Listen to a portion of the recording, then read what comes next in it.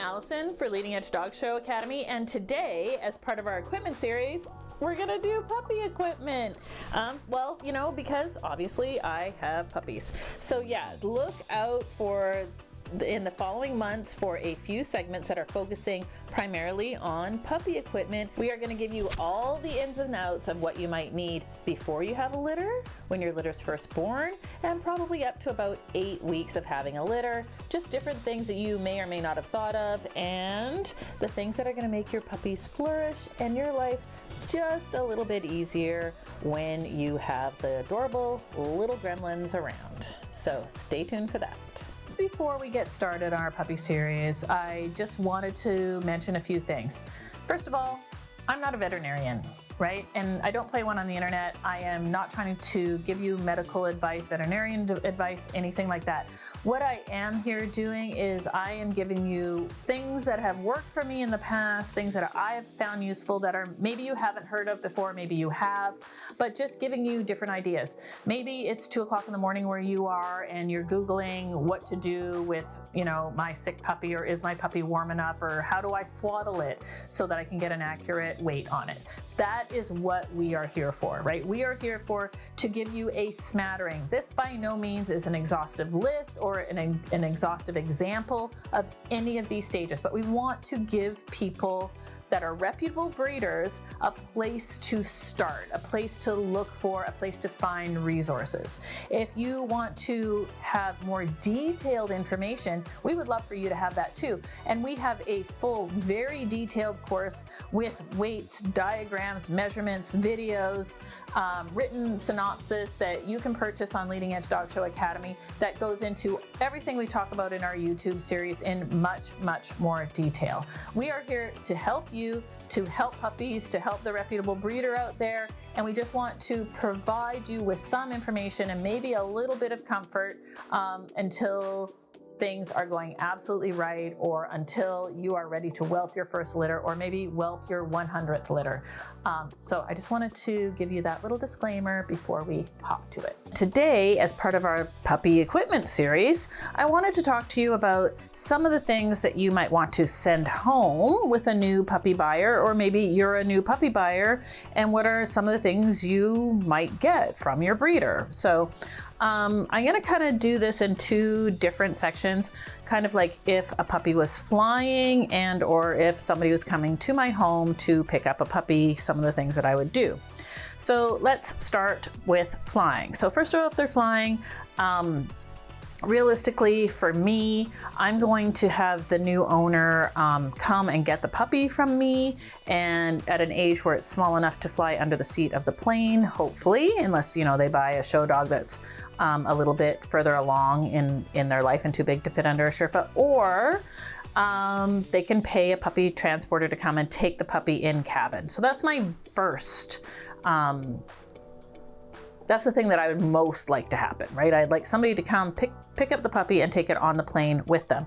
So you need a Sherpa bag. So it's not just like a tote bag, it's a proper bag made for airline travel with your pet, and it is going to have different zippered compartments, but it's definitely going to have mesh so that the puppy can see out, and also so that obviously air can get in and out. There are many different shapes and sizes out there. Make sure that it is airline approved. So that means that it has to have something absorbent in the bottom of it, and that it's the right size, right? Because they do make carriers that say they are travel carriers that are too big to go under the seat of the plane, and some of them still say airline approved. I know this because I just actually tried to get one online, and I was trying to get the biggest one and it said airline approved, but when I looked at the dimensions that the airline required, it was much bigger, like in every dimension. Like there was no chance it was fitting under that seat. So don't just rely on airline approved. Look up the airline that the puppy is going on, and it is going to have the requirements for a soft-sided kennel to go under the seat. I prefer a soft-sided kennel because there is actually more room in it. You know, you can always push down on the carrier to get it under the seat. As soon as that plane takes off, I like to whip the carrier out from under the seat and kind of put it behind my legs, because then it's not interfering with my feet, but it's also more room for the dog and more air. And I like to use, you know, pee pads, these non-absorbent pads. I like to make sure that they are in the bottom of my carrier. And I'll put a blanket or even a couple small blankets on top of this, but I like to have several of these in there, as well as some paper towel. And if I'm flying, again, I'm gonna take it off the roll of paper towel and fold it up square and just put as much paper towel as I can possibly get everywhere. There might be pockets in the Sherpa bag, in my carry-on, whatever it might be. Also, take some plastic grocery bags or Ziploc bags or something if there's a mess, that you can get that mess into that. All right, so that's kind of getting the puppy, you know, onto a plane, something that might be helpful. If somebody so the rest of the stuff basically is stuff that I would try to send on the plane with the puppy, but it would also depend on how much room the person getting the puppy had to take the following things. So there's several things I like to do. First of all, I like to send puppies home with a lot of paper towel. I think it's just like nice, and some self-rinsing shampoo. If you don't know what self-rinsing or non-rinsing shampoo is, it is a puppy owner's secret weapon. Poop happens, puppies get car sick, travel sick. This way you can spray it on the puppy, and you can even use paper towel to get the mess off. It's self-drying, but it just makes them smell better, makes you smell better. It's just a really great cleaner. In a pinch, this can be used to clean up the inside of your Sherpa bag. Obviously, you couldn't take this on your plane, or the kennel that you are taking the puppy home with. As well, I insist my puppies go home with a kennel and are, you know, learn to be kennel dogs, but that's a whole other video. So some of the things that I really like, so I am typically going to send my puppies home.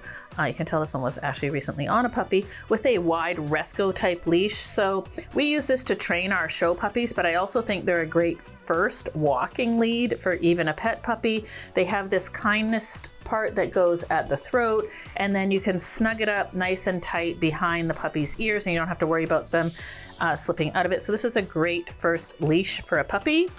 Another great first leash is a walking leash like this, where it has the slip, right? It's kind of an all-in-one leash. Again, you can secure it so that it can't choke the puppy too much this way, and it can't slip off their head this way. So I might send my puppy home with either one of these two types of leashes, either that Resco or this walking leash. I buy my puppies lots of toys. So whatever size litter I have, typically I'm going to buy at least 2, if not 3 times the amount of toys I have as puppies. I like them to be matching. That's just me. And what I mean is, like, I'd have, you know, I'd have 3 of these for each puppy, or 3 of these for each puppy. And why do I do that? So I like the puppies to be able to play with them. And then when it comes time to send them home, I like to send them home with a brand new one, so that they are used to the type of toys I like my puppies to chew on. And I like to send them home with a dirty one, or one that has lived with the puppies and kind of basically smells like the puppy. So this might be a couple examples of the soft toys that I would send home with my puppies. Now, depending on your breed, you know, they might need to be tougher toys as the puppy's age progresses, but you know, that's all fine and good. I like to send home a sample of the food that my puppy has been eating. So typically a day or 2 days worth of food. And that is so that the new owner doesn't have to worry about the food, or if they have decided to not keep their dog on the same food that I recommend or that I've been using, that they have enough to switch the puppy from what it's used to eating to what it will be eating at the new owner's home. And as well, I also like to send it home with a few treats, so that the puppy has a familiar treat, even if at their new home the treat is going to be completely different. I might also send them home with a typical brush, again, that I would use on that puppy. So for me, poodle puppies, I might use a really soft slicker on them, on most of their body, until they're about 3 or 4 months old. So this, you know, it's a great little thing, so the owner can see the type of brush that you're using. So now let's move on to a few kind of specialty items that I really like, or items that are more personal to me. So obviously the dogs are always not fully vaccinated. They've had their puppy vaccines, they've been wormed, and I like to send them home with their microchip number and their health passport from the vet. And this would have the puppy's information in it, as well as my information. And then their vaccinations would be in it, their worming would be in it, and it would be ready to go. But not only do they get the official booklet signed by my veterinarian, from my veterinarian, but I have a puppy PDF. My puppy PDF is fairly complete. So it will have the information of the puppy, which is basically the same information that is in here, right? So if they don't have one document, they can have the other.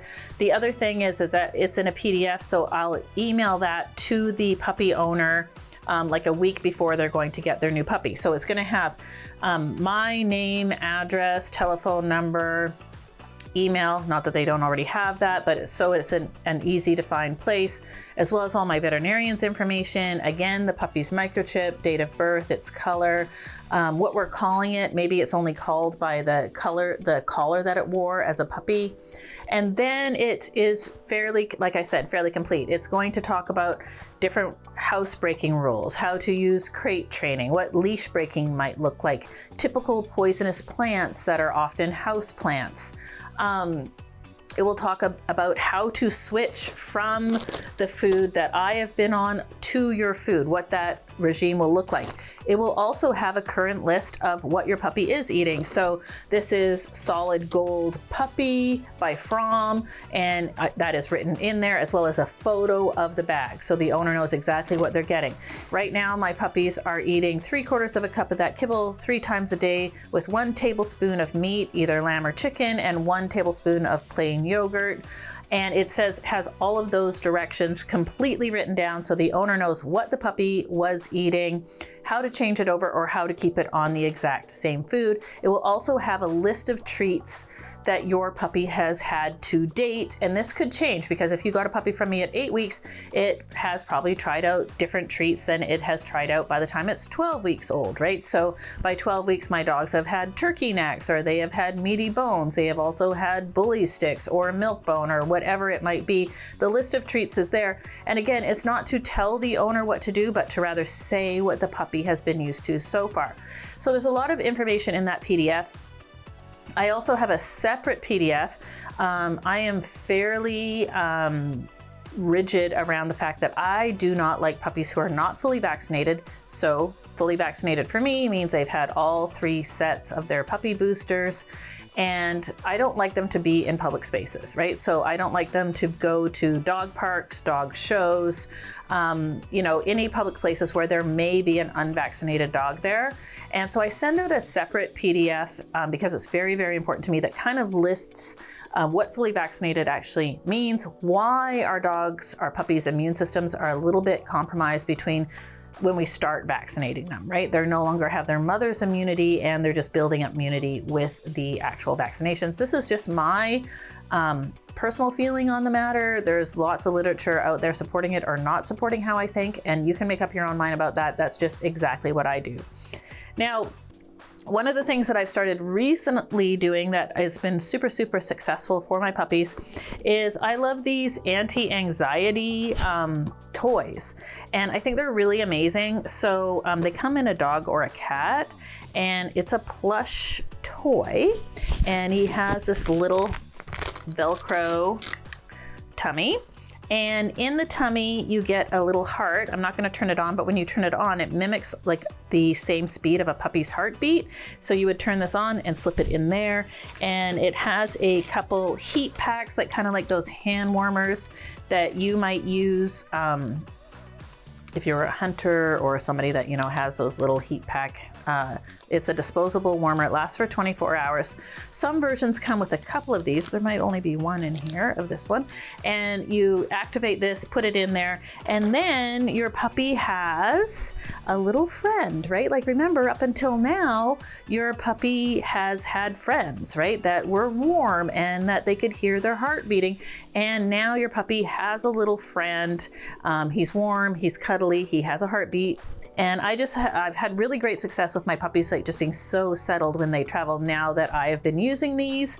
And I find that combined with like a dirty toy, so one that kind of like smells like their litter mates in either their Sherpa, their crate, or in your lap, has just helped my puppies kind of get over that 24 to 48 hour period of being away from their litter mates. And I just think it's just a really easy, great thing to do for your puppies.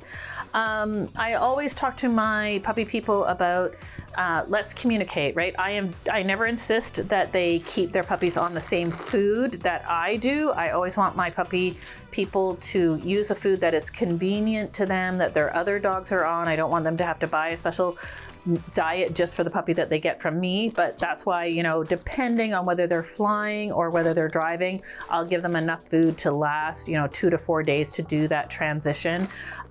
So this is not an exhaustive list, but this is kind of the starter pack of what I would do to get my puppies ready to go home and just have the best chance at being well adjusted, and also support the new puppy owner in their journey of being a dog owner. Some puppy owners are brand new puppy owners. Some maybe haven't had a new puppy in 5 or 10 years. And some, you know, maybe have quite a few dogs and it's just totally normal for them.